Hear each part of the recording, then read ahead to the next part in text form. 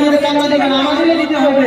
সবাই যদি একসঙ্গে সংযুক্ত হইয়া সবাই যদি দেয়, এই ঈদগার কোনো কাজ থাকবে না। আমরা পয়সা বহু হিসেবে বহু জায়গার মধ্যে খরচ করে ফেলি। এই জায়গার মধ্যে যদি দেই, কাল কিয়ামতের দিনে আল্লাহ রাব্বুল আলামিন আমাদের এটা নেকির পাল্লায় দান করবেন। আমরা সবাই জান্নাত চাই, কিন্তু জান্নাতে যদি কাম করি আল্লাহ রাব্বুল আলামিন আমাদের জান্নাত দিবেন।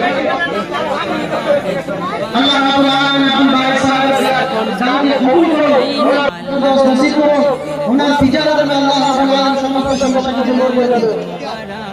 আর মাত্র 3000 টাকা দিলে 3 জন মানুষ এখন এদিকে ঈদের নামাজ পড়ে যাওয়ার পরে আমাদের করতে